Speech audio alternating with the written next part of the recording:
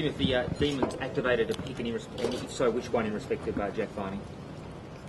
We've just picked Jack Viney and the father-son, so that's all we're worried about at the moment. We've just said, OK, all we had to do was worry about whether Jack was going to be picked out or not by Gold Coast or Greater West Sydney. He hasn't, so we're absolutely thrilled that he goes out the second round.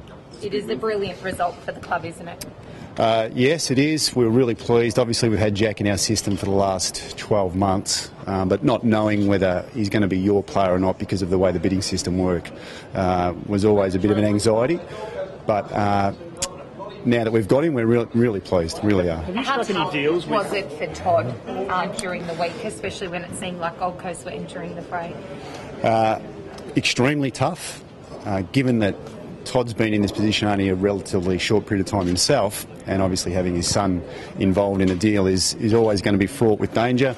It would have been difficult at the Viney household for the last 12 months, particularly in the last month.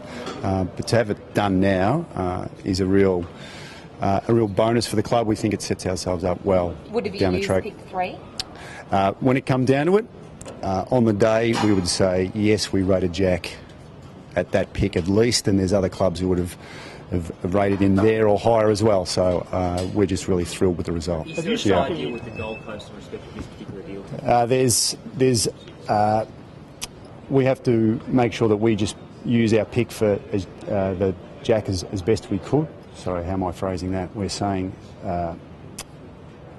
him going out to 26 means that we have the ability then to use our other picks to get other deals done. So that's what we'll work on right now from here on in. We started trade day as of 10 o'clock today, so we're rushing to all the other clubs now to see what deals get done from here. Given that we've got both 3 and 4 at our disposal. Does that include a potential deal on Caddy? It could. Unfortunately, he's not at this stage. He's not saying he wants to come to us, but that's one of the things that we'll be pushing now that we've got those. Now that we've got those picks free, that's exactly what we wanted to do, to pursue all other options for us. So that's why we activated those picks this year, 3 and 4. The 2 compo picks that get us 4 and 13, so that we have the ability now to go and push all of those deals. So 4 and 13 could be in play with the Gold Coast to get Caddy or another player? Yes, that's exactly right. We've got those picks at our disposal to now use as best we possibly can to get other deals done.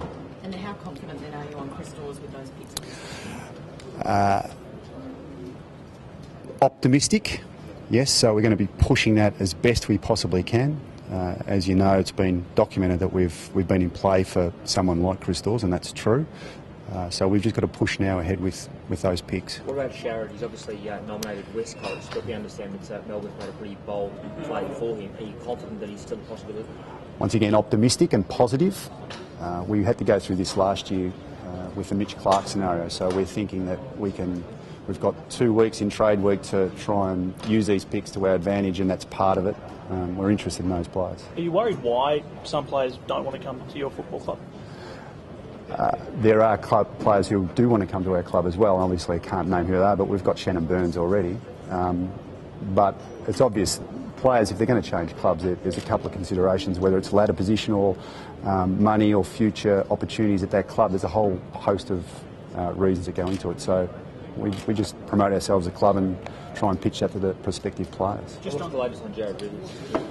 Unsure, haven't heard anything over the last 24, 48 hours. So that's in Jarrod's hands. I've said before, he's been really good about informing the club about his thoughts, and the coach and the player been very open, and the club been very open with where it all sits. And just going back on Sharrod for a second, just in terms of trying to make it become a club of his choice, I know he's overseas, but will the club liaise with his management over the next few weeks to try and convince him that Melbourne's the place to be? Well, he's an unrestricted free agent, so he walks. The ball's completely in his court.